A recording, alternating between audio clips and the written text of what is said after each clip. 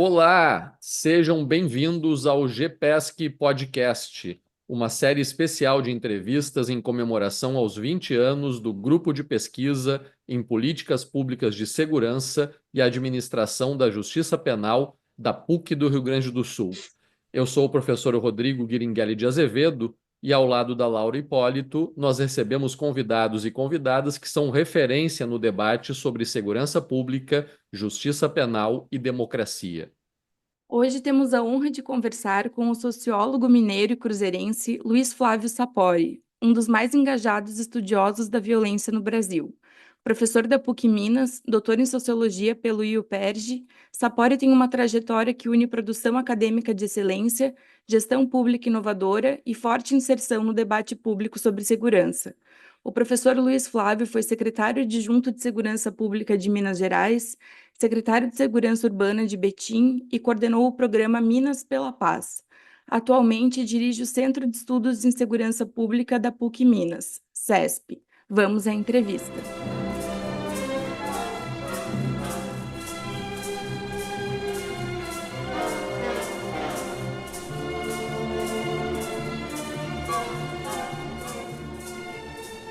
Caríssimo professor Luiz Flávio Sapori, é um grande prazer tê-lo conosco no GPESC Podcast. Para começar, gostaríamos de saber o que o levou a escolher a sociologia como campo de atuação e de pesquisa, e quais as suas principais influências teóricas que marcaram a tua trajetória e orientaram a tua leitura sobre segurança pública e justiça criminal no Brasil.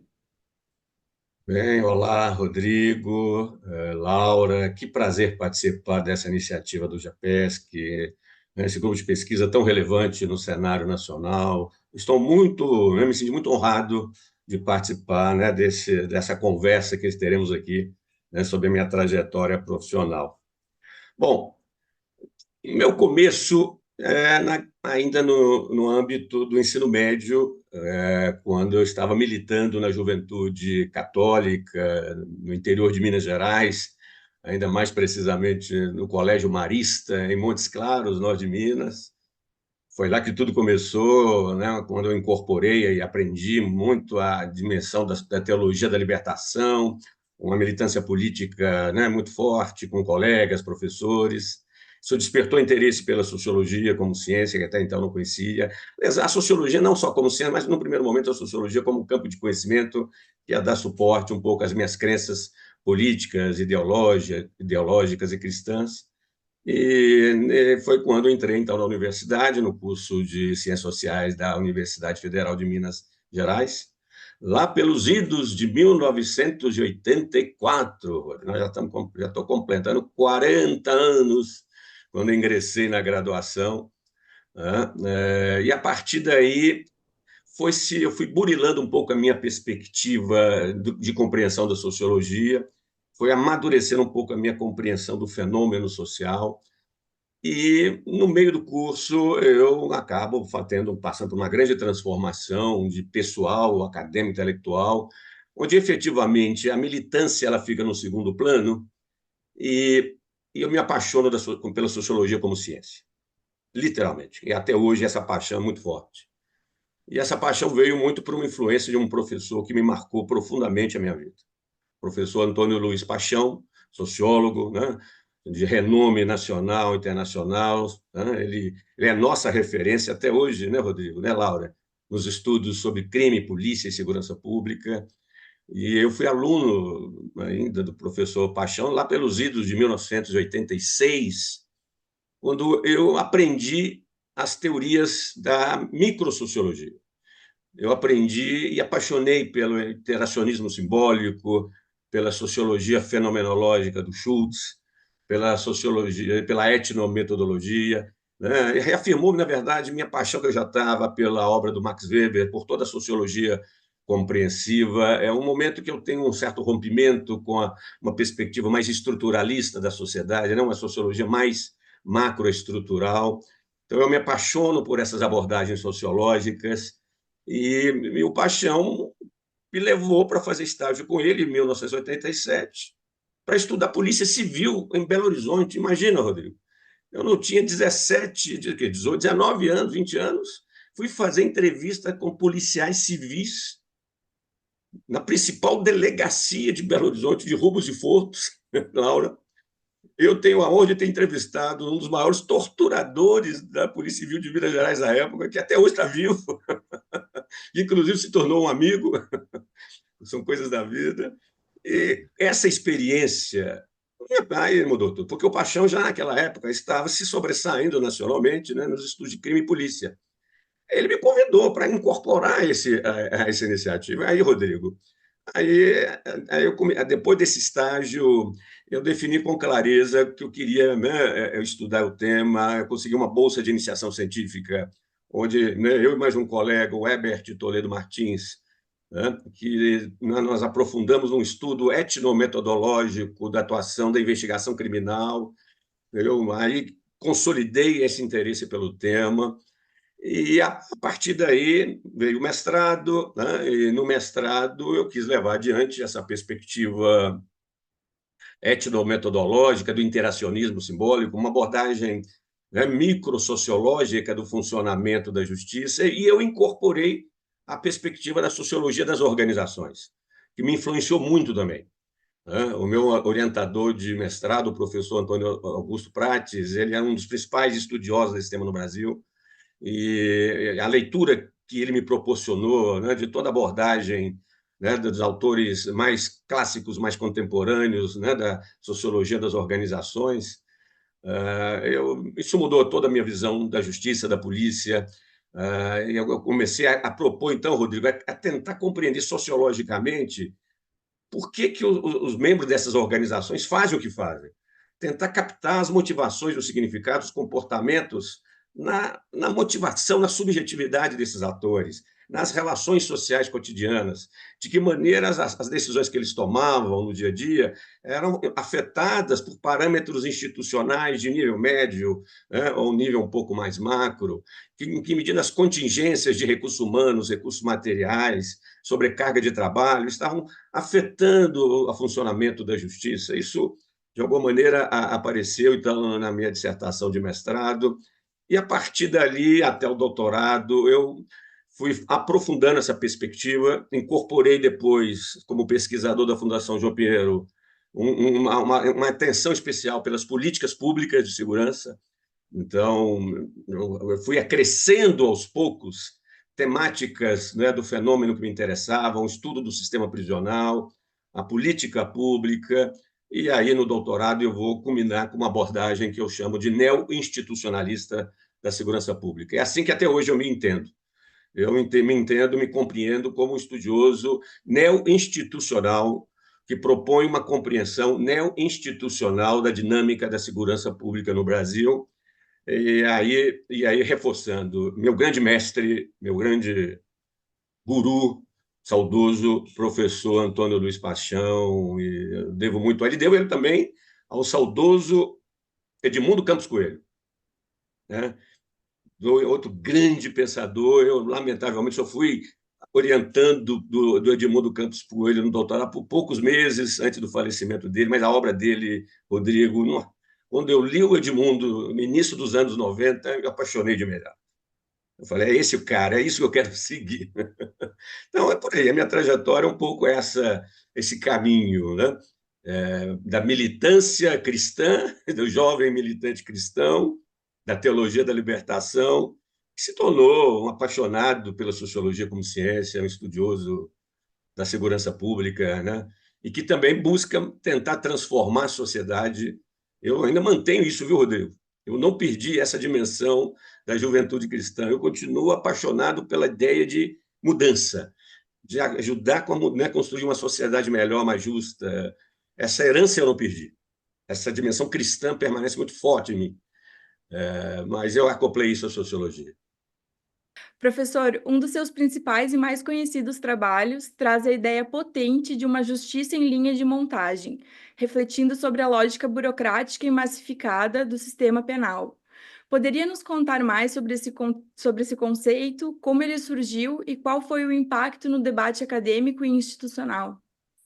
Bom, esse conceito, na verdade, não é uma criação minha. Na verdade, eu adaptei um conceito que vem da sociologia norte-americana, do Abraham Blumberg, inclusive, um autor importante da década de 1980. Ele trabalhava o conceito, Laura, de Assembly Line Justice nos Estados Unidos. Quando eu li essa obra, Laura, eu fiquei fascinado, né? A descoberta sociológica de que a justiça criminal nos Estados Unidos tinha uma lógica de linha de montagem, de padronização, principalmente pelo modelo da plea bargaining, né? da barganha da declaração de culpa, né, Rodrigo? Que a justiça criminal no Brasil nunca, digamos, nunca legitimou, a despeito lá de alguns elementos no juizado especial criminal, mas eu sempre fiquei fascinado pelo modelo da plea bargaining, né? E como o Blumberg trabalhava essa noção, como isso rotinizava a justiça, 90% dos casos criminais resolvidos pela barganha da confissão, com padrões muito claros. E quando eu comecei a estudar, na minha dissertação de mestrado, Laura, o dia a dia da justiça criminal da comarca de Belo Horizonte, eu comecei a entrevistar promotores, juízes, defensores públicos, comecei a fazer um trabalho etnográfico, acompanhando as audiências, né, nas diversas varas criminais. De repente, Laura, eu juntei esse material e aí eu não me esqueço disso. Eu cheguei no momento, Rodrigo, Laura, que eu estava com material muito rico, empírico muito rico na mão. Eu falei, mas como é que eu vou compreender isso sociologicamente? E, de repente, me lembrou uma expressão de um entrevistado meu, Laura, que ele falava o seguinte: aqui nós tocamos processos. Aquilo ficou gravado na minha memória, Laura. Né? Vários, inclusive, falavam de tocar processo. Eu falei, gente, o que é tocar processo? Rodrigo, quando eu analiso os dados, eu falei, claro que é isso, já entendi o que é isso. Claro, tocar processo é manter um padrão rotineiro de despachos, né, do fluxo processual, tá claro. Né? O tocar significa padronizar, rotinizar, né? Criar um pragmatismo, né? Um modelo de ação que vai garantir uma produtividade grande. Aí eu percebi, Laura, que havia também na justiça criminal, que eu estava estudando na comarca de Belo Horizonte, uma rotinização impressionante. Aí eu comecei a perceber como essa rotina estava na relação dos juízes com os promotores defensores. Eu percebi como, no dia a dia das varas criminais, havia acordos tácitos entre esses atores. As audiências já estavam pré-definidas, né? O ritmo de encaminhamento já estava claro, o juiz e a juíza determinava o que tinha que fazer ou não fazer. Isso me impressionou. Isso é justiça de montagem? Claro! Eu percebi nitidamente pela empiria que aquela máxima, né, aquele princípio do processo penal brasileiro, que o Rodrigo conhece melhor do que eu, né? Que vocês conhecem melhor do que eu, né? Do princípio da busca da verdade real dos fatos, né? O princípio do tratamento individualidade dos casos, mitos, meros mitos institucionais. Aí eu lembrei de uma abordagem sociológica das organizações, abordagem outro artigo que me marcou muito no início dos anos 90, que é o estudo do Mary Rowan sobre as organizações institucionalizadas. A Mary Rowan começava a trabalhar a ideia de mitos institucionais que estavam desconectados com as atividades práticas das organizações. Eu percebia isso, os mitos institucionais da justiça criminal e a realidade prática, as ações concretas que os atores estavam conformando. E aí eu consegui perceber, pelo menos na comarca de Belo Horizonte, essa rotinização. Adotei o conceito, então, do Blumberg, de justiça e de montagem, e passei a defender, desde então, que isso estava também aplicado à realidade brasileira. A minha expectativa, eu publiquei o artigo em 1995, né? Ele foi publicado na Revista Brasileira de Ciências Sociais.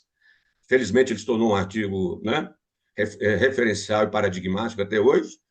Eu entendo que ele quando eu leio outros estudos que estão sendo feitos com essa perspectiva, reforçando a constatação de 30 anos atrás, né, reforçando o que eu tenho propondo de maneira muito clara. A gente entende melhor como é que a justiça criminal e a segurança pública funciona se a gente entende que os atores organizacionais, principalmente da linha de frente, estão menos impactados pelos princípios institucionais, morais, culturais, doutrinários do direito, e muito mais por demandas práticas e pragmáticas do dia a dia, né? Que a justiça ela é muito feita em função desse pragmatismo.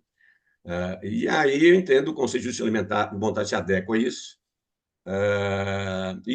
Posteriormente, depois a gente pode falar, na minha tese de doutorado, eu pude tentar acoplar esse conceito com outro conceito que me parece fundamental, que é o de sistema frouxamente articulado, né?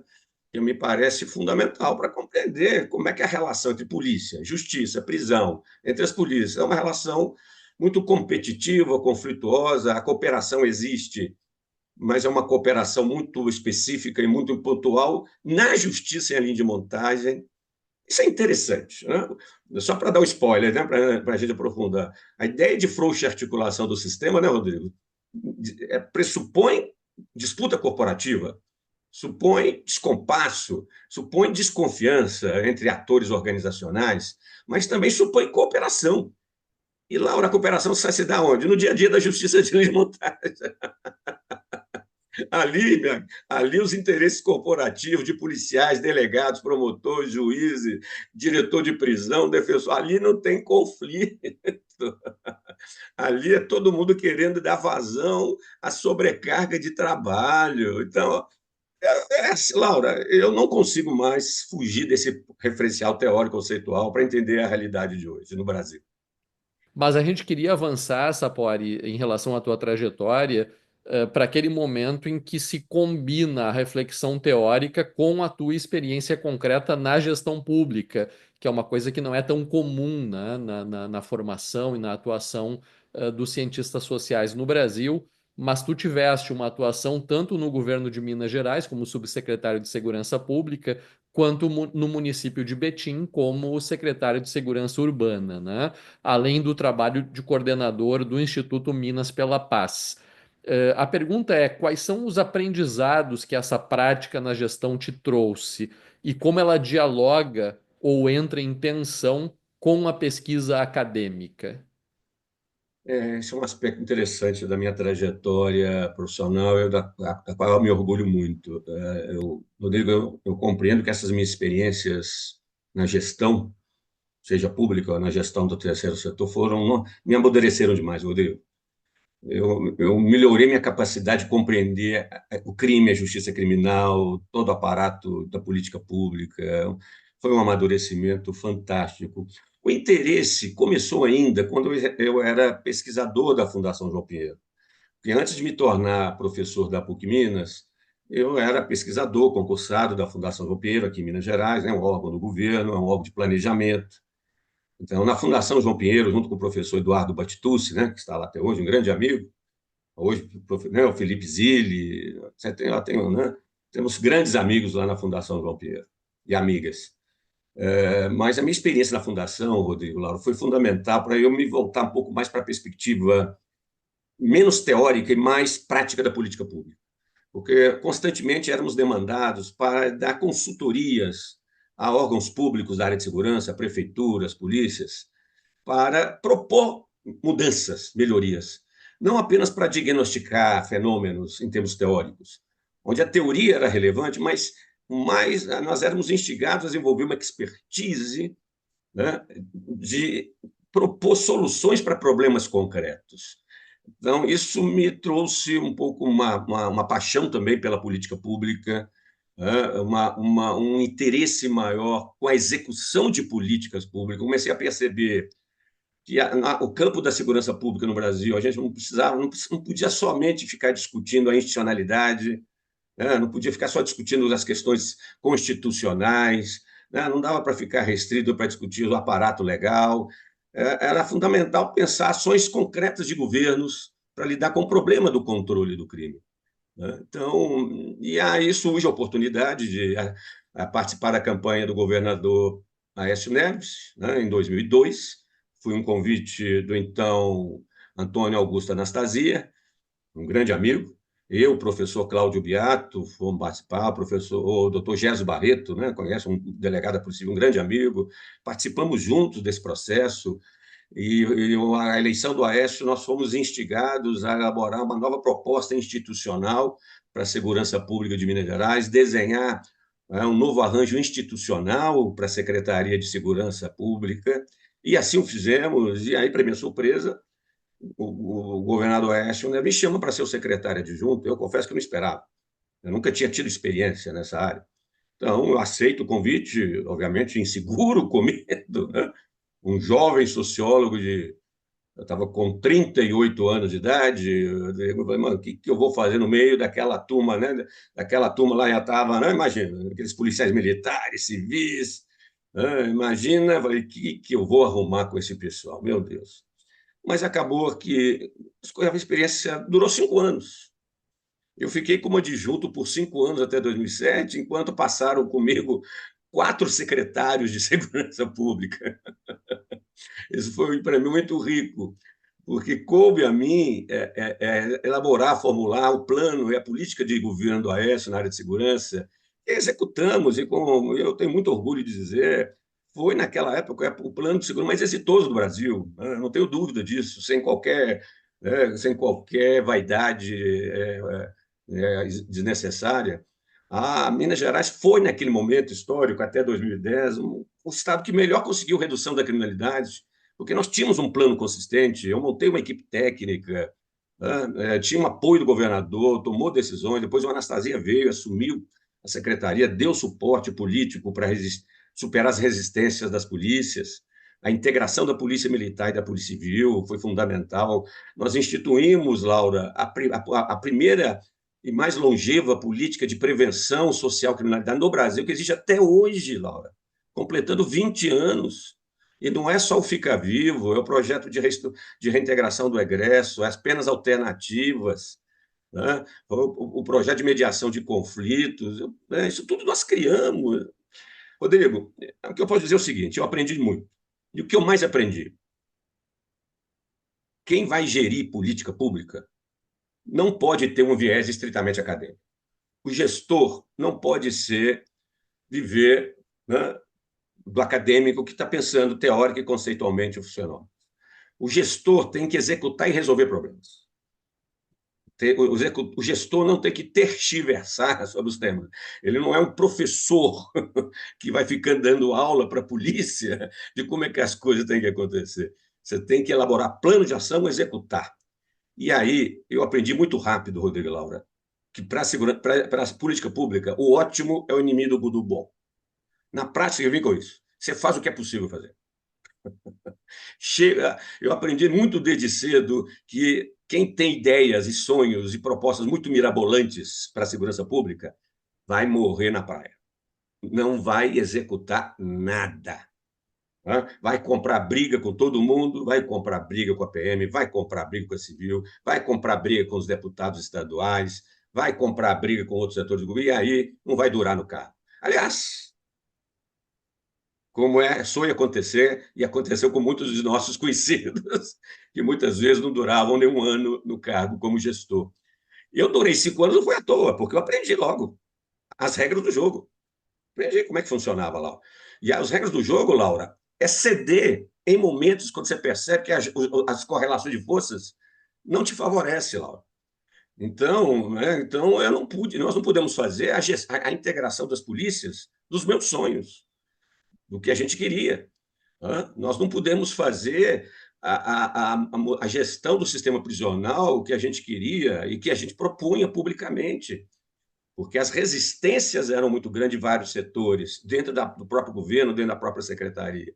Eu tinha opositores que ficavam do lado de mim, conspirando contra o que eu fazia, querendo me derrubar do governo o tempo todo. Esse é o cotidiano do gestor público. Então, você tem que saber lidar com tudo isso. Você tem que ter habilidade de retroceder, avançar, né? Ser mais modesto nas propostas, ser pragmático, contar com os recursos públicos que você tem à sua disposição, não idealizar, e não querer realizar coisas, né, impossíveis, né, ideias e projetos que não são factíveis. Então, tem que ser pragmático, tem que definir metas, objetivos bem pragmáticos. Eu aprendi isso muito rápido. Indicadores, trabalhar com indicadores, trabalhar com gestão intensiva de projetos, Rodrigo, isso é fundamental. O gestor não pode simplesmente dizer, faça-se, e fica observando, esperando lá no seu gabinete as coisas acontecerem. O gestor, Laura, tem que acompanhar periodicamente sua equipe técnica, tem que monitorar os resultados, tem que ver o que está avançando e não. E, principalmente, o bom gestor da segurança tem que resolver problemas. Ele não pode fugir de problema. Eu vi isso demais na segurança, Rodrigo. Era secretário, era comandante de polícia, era político. Não me traga problema, eu não quero problema. Ao contrário, gestão da segurança é problema, problema e problema. E você tem que saber lidar e resolver isso, sim. Não pode ficar fugindo de problemas. E, simultaneamente, trabalhar com a perspectiva estratégica de médio e longo prazo. Eu aprendi muito isso, né? Isso me amadureceu muito. Isso me tornou um estudioso da segurança pública, eu diria, de melhor qualidade. Eu me tornei um crítico de mais bom senso, digamos assim, né? Minhas críticas a partir de então e a minha participação no debate público já estavam menos passionais, menos ideologizadas. Eu já começava a compreender melhor por que alguns projetos avançavam e outros não nos estados, né? Então, sem culpar, dizer aquele secretário incompetente, aquele governo ou aquele ministro, porque, ou seja, passando por lá, eu vi e percebi quão difícil é executar, né? Quão difícil é produzir resultados nessa área. Me tornei mais compreensivo, mas não menos tolerante, isso, longe disso, né?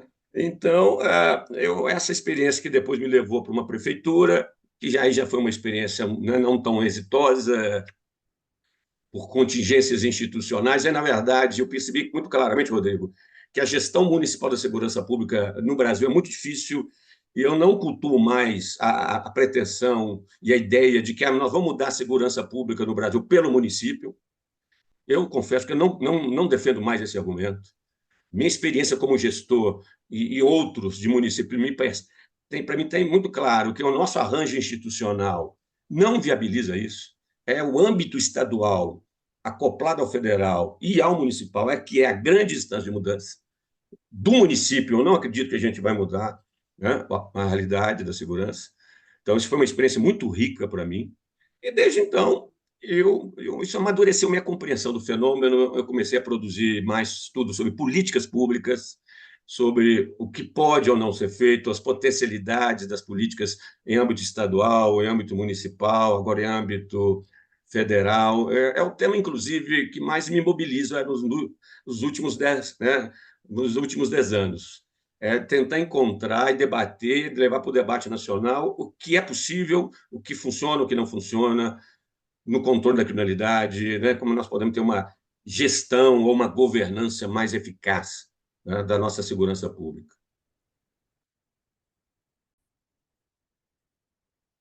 Professor Sapori, na sua tese de doutorado pelo UPERJ, o senhor consolidou um vasto acúmulo empírico teórico sobre dilemas da segurança pública no Brasil. Como essa pesquisa se estruturou e desenvolveu, e quais as contribuições que ela oferece para compreender as tensões entre reforma institucional, eficiência policial e garantia de direitos?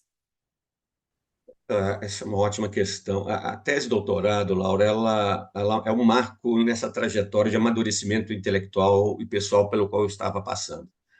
Essa tese ela foi redigida no ano de 2005, 2006, sob a orientação do meu saudoso amigo Glaucio Soares, né, Rodrigo, Laura, é outro mestre que marcou a minha vida, e eu tenho que render. Muito do meu amadurecimento se deveu ao Glaucio Soares.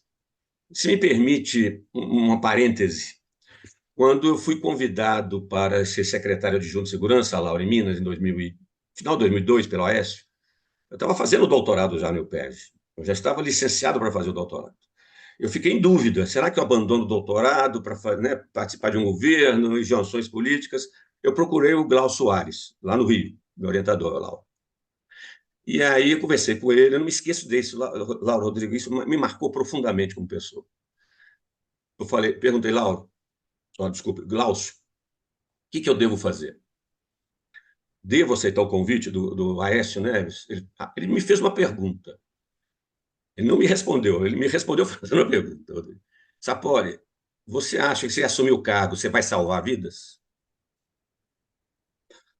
Laura, eu fiquei, não entendi. Falei, como? Aí, por segundos, eu não soube. Aí eu pensei, falei, Glaucio, eu acho que sim, eu acho que eu posso contribuir com uma política para salvar vidas. Então, meu filho, vá. O doutorado pode vir depois. Eu não esqueço disso. isso para mim me marcou de uma maneira tão profunda, que é, inclusive, uma máxima moral que até hoje me conforma, né, define um pouco a minha visão de mundo, né, a minha trajetória nessa área. Né? E o Glaucio é esse outro, né? Eu já tinha citado o Antônio Luiz Paixão, o Glaucio, ele está profundamente marcado em minha existência. Então, minha tese de doutorado depende muito dele, dessa influência que ele exerceu. Ele me trouxe muito para essa reflexão sobre a política pública e da reflexão da experiência que eu estava tendo no governo. Então, o desafio foi como transformar a experiência como gestor estadual de segurança e levar isso para uma tese de doutorado sem que isso contaminasse, né? Não criasse um viés, né? Na compreensão do fenômeno, no estudo do fenômeno. E aí, o referencial, né, teórico que eu tive com o Glaucio, com outros professores do próprio UPERJ, que me marcou. Aí eu acoplei o referencial do neo-institucionalismo, tanto do neo-institucionalismo ou do institucionalismo histórico, né, da política pública, né, ou neo-institucionalismo da sociologia das organizações. Esse passou a ser, a partir desses autores estudiosos que eu pude ler para elaborar minha tese, eu pude refletir melhor sobre o que estava acontecendo em Minas Gerais. Eu fiz um exercício de distanciamento sociológico, antropológico, né, Rodrigo? Para poder refletir sobre o que estava acontecendo. E aí pude defender na tese de doutorado que, né, com base nesse referencial teórico, que as mudanças na segurança pública na sociedade brasileira não dependem de mudanças institucionais complexas. Não dependem, não precisa da gente mudar o sistema policial, não precisa da gente mudar todo o Código de Processo Penal, não precisa mudar a Constituição, como era comum no debate brasileiro na época, ainda é. O debate nacional da segurança ainda fica muito dependente disso. Se a gente não unificar as polícias, nada muda. Se a gente não desmilitarizar, nada muda. Se a gente não desencarcerar, nada vai mudar. Se a gente não colocar o SUSP na Constituição, nada vai mudar. Isso nunca me convenceu. Depois da minha experiência como gestor, mais do que nunca, eu percebi que era possível fazer muita coisa, muito mais do que se fazia à época, pela política pública. Então, eu pude defender essa perspectiva de que a política pública muda, transforma e pode reduzir crime. Referenciado em toda uma tradição teórica, em estudos, né, do neo-institucionalismo. Então, a partir disso, eu pude construir essa análise, né, defendendo o argumento e a empiria, os dados empíricos, de que a redução da criminalidade em Minas Gerais estava acontecendo muito em função né, da política pública adotada. E isso se consolidou efetivamente depois da minha tese, outros estudos vieram e confirmaram isso, né, até 2010. Interessante que houve uma desmontagem dessa política entre 2010, 2011 e 2015, que foi o período de maior crescimento da criminalidade em Minas Gerais. Ou seja, Rodrigo, eu tenho Laura, todas as convicções que a tese que eu defendi ela tinha todos os fundamentos. Eu tenho até vontade de atualizá-la, né, para analisar esses 30 anos de trajetória da política de segurança pública de Minas, com as idas e vindas, subidas e descidas né, dos indicadores de criminalidade. É impressionante como essa oscilação da incidência criminal no Estado está muito relacionada a como os governos, os sucessivos governos estaduais, conduziram a política pública num sentido ou no outro, desconstruindo, mantendo, politizando em demasia, ideologizando ou não. É impressionante. Então, eu estou, desde a tese de doutorado, me convenceu de que política pública de segurança, Laura, importa. Por isso que eu tenho defendido que mais importante do que mudar a Constituição, né, é política pública de segurança. É o governo federal e os governos estaduais, juntamente com os governos municipais, estabeleceram um grande plano de ação coordenado de controle do crime, consensualmente estabelecido, no âmbito do Sistema Único de Segurança. Isso é o que a gente chama, né, Rodrigo, de governança. Estabelecer um grande mecanismo de governança, de tomada de decisões, né, entre os entes federados, e dali estabelecer um plano de ação de curto, médio e longo prazo, com financiamento dos fundos nacional de segurança, com o fundo penitenciário. Eu passei a acreditar nisso e continuo acreditando nisso, Laura. Eu continuo defendendo isso. Não sou, né, não quer dizer que eu seja crítico das mudanças constitucionais, das mudanças institucionais, né, mas eu acredito que é possível mudar. E agora, inclusive, eu estou lançando um livro juntamente com outros 3 amigos, o Jesus Barreto, o delegado, Gustavo Persichini, um policial civil, o Lauro Freitas, professor da PUC Minas. Nós vamos lançar esse livro agora no final do mês de abril, defendendo que é possível mudar a Polícia Civil. Do jeito que está. Não dá. Essa Polícia Civil anacrônica, burocrática, feita apenas à inquisitoriedade do inquérito policial, essa polícia acomodada com um papelório, o ritualismo burocrático do inquérito, onde cada caso é um caso, essa polícia não vai a lugar nenhum. Ela precisa tratar o crime de maneira mais agregada, com inteligência. Não é cada caso é um caso, não. Você tem que tratar os casos nas suas redes criminosas, com informação de inteligência. E é possível mudar. Tem jeito de mudar. Política pública, de novo. Nós estamos defendendo no livro, Rodrigo, que para mudar a Polícia Civil no Brasil, você não tem que mudar a Constituição. Você tem que ter uma política pública estadual e federal de modernização, que induz uma modernização tecnológica e metodológica de investigar. E é possível. Tem jeito. Então, isso para mim é fundamental, volto a dizer, Laura, toda essa perspectiva foi conjugada, cristalizada, né, no meu doutorado, né? Foi esse mix, né, do amadurecimento enquanto gestor, né, com amadurecimento intelectual, teórico, com essa aproximação com a abordagem do neo-institucionalismo, né, que eu estou propondo aplicar aos estudos da segurança pública no Brasil. Muito bem, Sapori.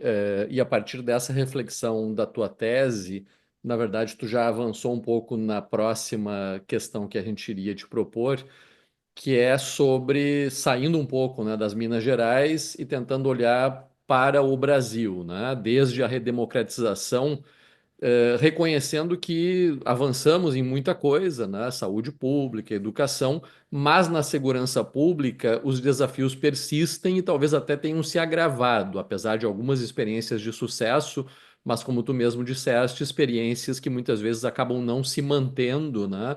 Como o Pacto pela Vida em Pernambuco e até mesmo como a experiência atual do governo Eduardo Leite aqui no Rio Grande do Sul, que tu conheces, né? E que tem sido muito bem sucedido na redução dos índices de violência, né? De qualquer maneira, nós temos vivido, né, no contexto político nacional, uma situação de polarização política, ascensão do bolsonarismo, o enfraquecimento de uma perspectiva progressista em matéria de segurança pública e até mesmo a influência de modelos como o modelo Bukele hoje em El Salvador, que é de um encarceramento duro, severo, para o enfrentamento de um problema que é real, que é o problema das facções criminais, do crime organizado e das altíssimas taxas de violência letal em torno dos mercados ilegais. Então, diante desse cenário, e tu mesmo disseste bem, a mudança da Constituição, a PEC, ela pode ser um passo importante, mas ela não é tudo, ela talvez até nem seja o principal. Para onde nós vamos em matéria de segurança pública em nível nacional? Qual é o caminho? Bom, eu compartilho do seu diagnóstico de que o momento, a conjuntura é preocupante no Brasil e na América Latina. Compartilho com o seu diagnóstico de que o modelo Bukele tende a se hegemonizar, talvez seja uma palavra forte, né, Rodrigo, mas se tornar uma referência clara para os países como o Equador, né, outros países, Argentina, Colômbia já fala nisso, e alguns governadores e prefeitos do Brasil, né, já estão viajando para El Salvador para conhecer. O Donald Trump acaba de dar uma declaração pública elogiando o modelo Bukele, que é um modelo estritamente repressivo de enfrentamento ao crime e repressivo no mau sentido do termo, repressivo às expensas da lei, um repressivo que viola, né, parâmetros mínimos de direitos de cidadania, né, com arbitrariedades, com prisões arbitrárias, sem fundamentos, né, sem respeitar garantias mínimas né, ao direito de defesa, da presunção de inocência. E para nós, né, Rodrigo, que somos democratas, liberais, isso é um ponto de partida. Você não faz segurança pública se não acreditar no princípio básico dos direitos da cidadania, né? Por isso que o modelo Bukele me preocupa muito, mas eu tendo a concordar que ele tende a crescer, vai crescer no Brasil, acho que vai crescer no Brasil, e por uma razão muito simples. Eu entendo que há e a minha crítica é mais à esquerda do que à direita. Aí a minha crítica é mais ao partido, principalmente ao PT, porque eu vejo que partidos mais de centro-esquerda, como o PSB, perceberam a necessidade de mudança e estão fazendo diferente, como fizeram, né, no Espírito Santo, fizeram em Pernambuco. Mesmo o PSDB do Eduardo Leite está fazendo diferente, né, apesar de não ser de esquerda, é um governo mais de centro-direita, mas nada similar ao modelo Bukele, né? Então, eu concordo com você que nós temos cases que podem sinalizar um caminho alternativo ao modelo Bukele, mas não sei se vai vingar. Principalmente porque eu não vejo, né, particularmente na esquerda hegemônica brasileira, né, que já governa esse país há muito tempo, uma capacidade clara de definir um plano, não é um plano, uma diretriz de segurança pública, como você bem diz, progressista. E progressista, para mim, não quer dizer que você tem que tratar o criminoso como vítima da sociedade. Progressista, para mim, não quer dizer que você tem que conceber o Estado como inimigo, como um aparato repressor das classes dominadas. Me parece aí está o grande erro, Rodrigo. Você sabe, você conhece bem, né? A gente conversa muito sobre isso. Eu entendo que o melhor caminho para a segurança pública no Brasil, e de resto na América Latina, é combinar a perspectiva da repressão ao crime com a prevenção social. O crime tem que ser compreendido nas suas múltiplas facetas. Muitos criminosos são vítimas, sim, de trajetórias de desigualdade, de desestruturação familiar, né, de recrutamento precoce pelo tráfico de drogas nas periferias. Não há dúvida. Todos os estudos que a gente faz de trajetórias de adolescentes infratores são muito repetitivas nesse sentido. Mas, ao mesmo tempo, a perspectiva progressista tem que reconhecer o seguinte, Rodrigo: o crime também se alimenta e retroalimenta da incapacidade do poder público de fazer cumprir a lei. Se a lei não é cumprida dentro dos seus limites, se a impunidade, né, muitos não gostam dessa palavra, mas eu uso ela muito, porque se a impunidade, vamos ler, leia-se, impunidade como baixo grau de certeza da punição. Impunidade não é falta de severidade de punição, não é nada disso, né? A impunidade está nos baixos graus de investigação de crimes. A impunidade está que a polícia no Brasil só consegue apurar 40% dos homicídios cometidos. A impunidade está nos estudos da Ludmila Ribeiro, né, da Federal de Meio, que mostra que o processamento de homicídios no Brasil demora 8 anos. Ô, Laura, se isso não é impunidade, a impunidade está que menos de 5% dos furtos que tanto incomodam esse país, furto de cobre hoje, se tornou um problemão. Não se investiga, fica dependendo do flagrante da polícia militar, e o sistema prisional é o que nós sabemos que é. Então, a impunidade está no mau funcionamento de todo esse aparato. E uma política progressista tem que melhorar esse sistema, tem que fazer esse sistema mais efetivo. O que quer dizer isso na prática? Aumentar a capacidade repressiva, sim. Quando eu usei a palavra repressão há 20 anos atrás, num debate com militantes de direitos humanos, eu quase fui expulso da sala. Eu não entendi por que eu não podia usar a palavra repressão, Laura. Eu falei, por que eu não posso usar a palavra repressão? Tem que usar a palavra repressão, sim, não tem erro nenhum, não tem que ter medo disso, não. Estado democrático de direito é, sim, repressão crime. E o que é repressão crime? Punir o criminoso dentro da lei, dentro com as penas previstas. E o criminoso grave, cadeia, sim, prisão, sim. Não tem que ter medo de falar de prisão, não. A esquerda tem um IRC com prisão. Olha bem, é outro debate que a gente tem que fazer no Brasil. Eu confesso que eu não conheço nenhuma boa estratégia de contenção do crime que não envolva pressionar criminoso. Se alguém descobriu isso no mundo, né? Se alguém conseguiu reinventar a roda, que me fale. conheço nenhuma experiência no mundo que consiga diminuir crime, homicídio, roubo, corrupção, roubo de celular, que não é prendendo criminoso que comete esses crimes, aliado a outras estratégias, obviamente. Aí que está. Qual é a saída, Rodrigo? Combinar a repressão dentro, né, desse aparato, dentro da lei, esse aparato tem que funcionar melhor. Prevenção social, muita, intensa prevenção social, para diminuir o recrutamento dos jovens e adolescentes pelo tráfico de drogas. Tem jeito, nós temos know-how no Brasil para fazer isso. Eu não entendo por que até hoje nós não temos uma política nacional de prevenção social ao crime, Rodrigo. Me explica, eu não entendo.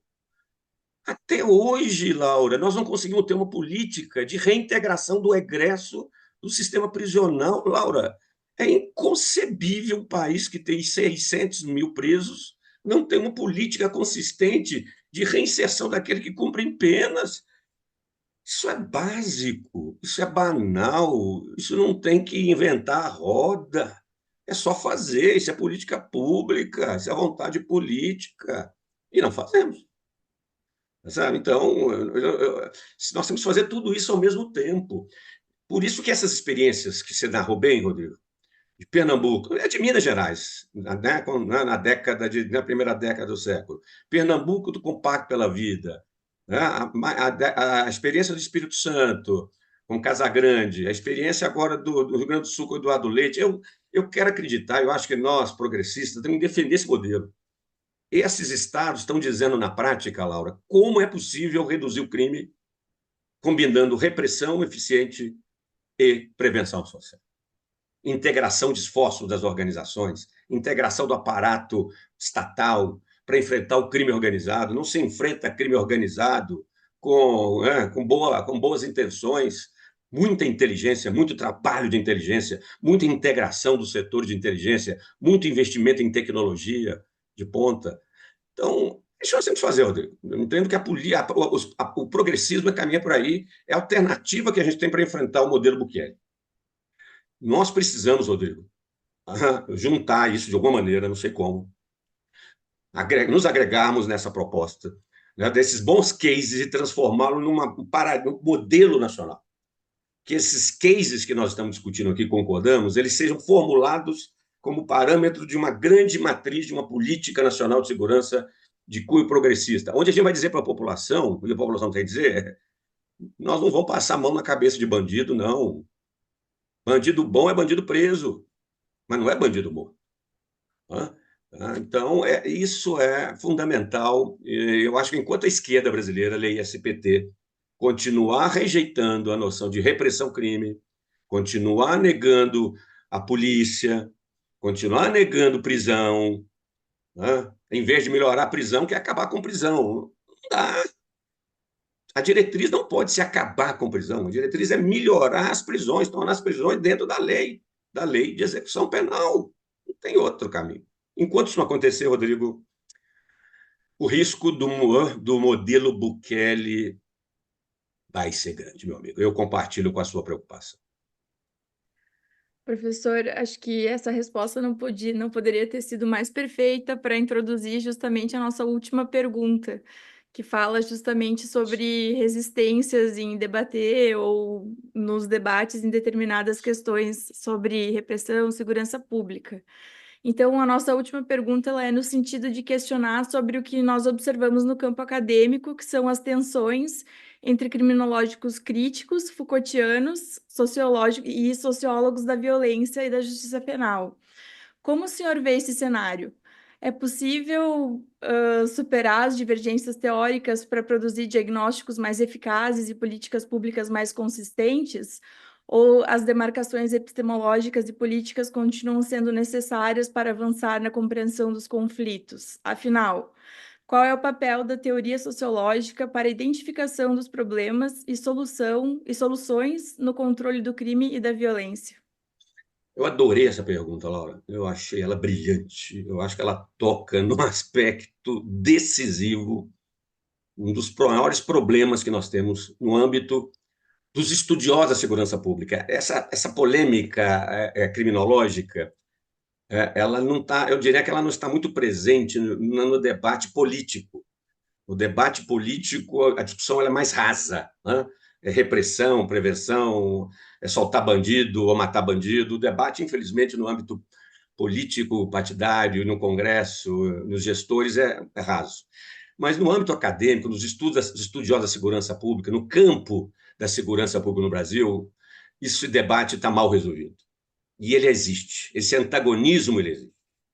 E eu acho que ele explica muito a dificuldade que nós temos hoje de conseguir um consenso mínimo teórico, acadêmico, sociológico, para fomentar uma proposta minimamente de consensual de política pública.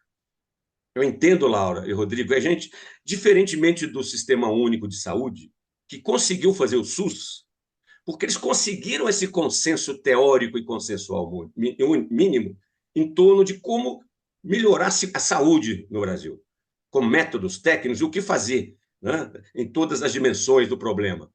Esse consenso veio, né, através do movimento sanitarista. Nós não estamos conseguindo fazer isso, Laura. Nós, no campo acadêmico, teórico, nós estamos, e é fundamental, porque é daí que pode surgir um paradigma, uma matriz de um sistema único de segurança pública mais consensualmente definida, que possa superar esse viés ideológico de direita, esquerda, né? Esse consenso mínimo nós ainda não está longe de acontecer, porque nós estamos um pouco divididos entre uma perspectiva da criminologia crítica, a perspectiva Foucaultiana, não há dúvida, e uma perspectiva outra, mais organizacional, uma perspectiva que está pensando a segurança pública mais nos resultados, né, e menos sob o viés, né, de um paradigma da teoria crítica, né? Então, aí são vertentes sociológicas distintas, inevitáveis, que marcam a nossa área. Mas eu sou um crítico tanto da abordagem Foucaultiana como da criminologia crítica. Eu acho que eu já cruzei, inclusive, consegui recrutar o Rodrigo para o meu lado, viu, Laura? Eu acho que o Rodrigo já está, né, naquele empenhado do que nós estamos chamando da crítica da criminologia crítica, porque ela é um grande entrave hoje no Brasil e na América Latina para a gente avançar. Porque a criminologia crítica, ela parte de uma premissa sociológica equivocada, que o criminoso é uma pobre vítima do capitalismo explorador, da burguesia, e aí vai. Aí não há política de segurança pública que dê certo, Laura. Aí o Estado vai ser sempre o inimigo. O Estado vai ser sempre o opressor do proletário. O Estado vai estar sempre sob suspeita. E aí vem Foucault, o poder disciplinador do Estado, o Estado como, né? Gente, não tem jeito, o Estado é inimigo. Como é que você vai fazer política de segurança concebendo o Estado como inimigo, Laura? Não faz. O Estado vai ser sempre ameaça, o Estado vai ser sempre denunciado, você vai estar denunciando, denunciando. Meu Deus, chega, não dá mais. É por isso aí, Rodrigo, que Bukele faz sucesso. Enquanto você vai fazendo um discurso público, né, político, de que o Estado é ameaça, tem que controlar o Estado, que obviamente tem abuso, é fato. Enquanto a diretriz é controlar o Estado, o crime está crescendo. A população na rua está sendo mais assaltada, está perdendo o celular, está sendo assassinada. Os moradores da periferia sofrem né, com as operações policiais, sofrem com as disputas de poder das facções do tráfico. Quem mais sofre com essa violência é o pobre, o preto e pobre. Meu Deus, será que não percebem isso? Como é que você vai resolver isso sem Estado? Como é que você vai resolver esse problema? A segurança pública não é um bem coletivo burguês. Precisa perceber isso. A criminologia crítica, a perspectiva Foucaultiana, não conseguem perceber isso. Segurança pública é um atributo fundamental da vida humana. A segurança pública não foi construção da burguesia, coisíssima nenhuma. Essa é uma visão equivocada, sociológica, histórica, equivocadíssima.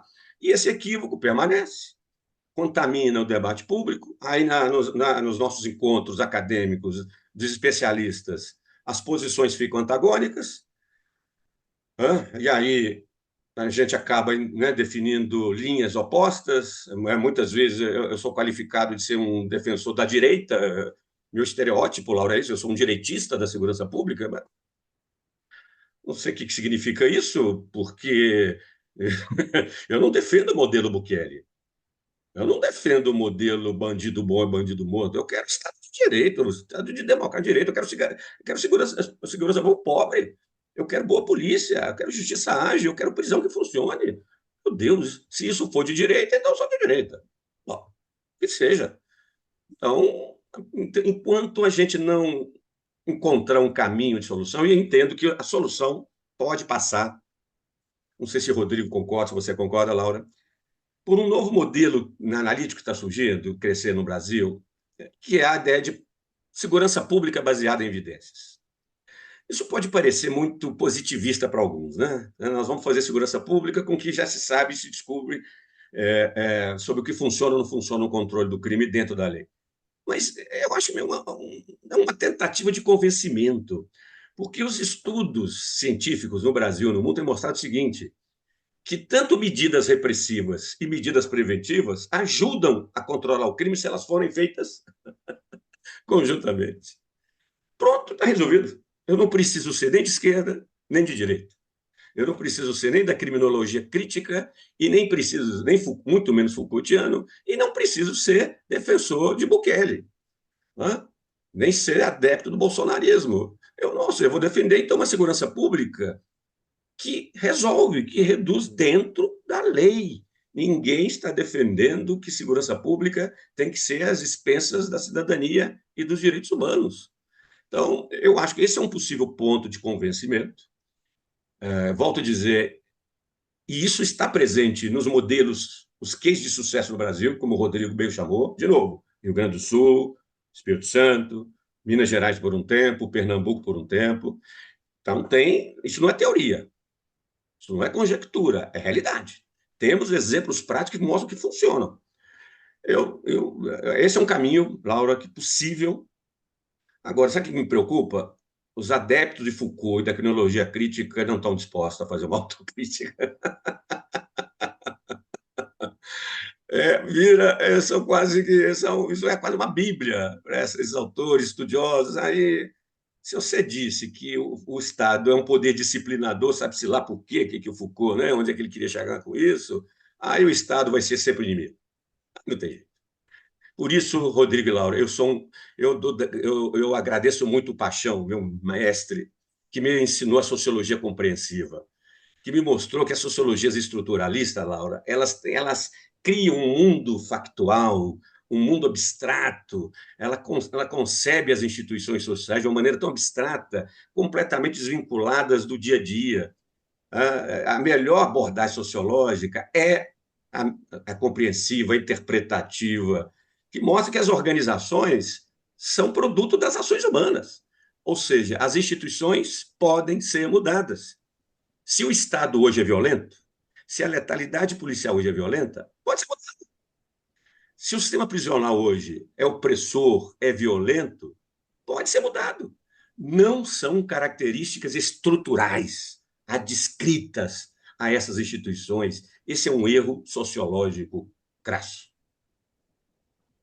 Muito bem, nós poderíamos ficar aqui conversando por muito mais tempo, né? E de fato nós temos hoje muitas afinidades na interpretação do contexto, né? No diagnóstico e também nos caminhos para o enfrentamento dos problemas da violência e da criminalidade no Brasil.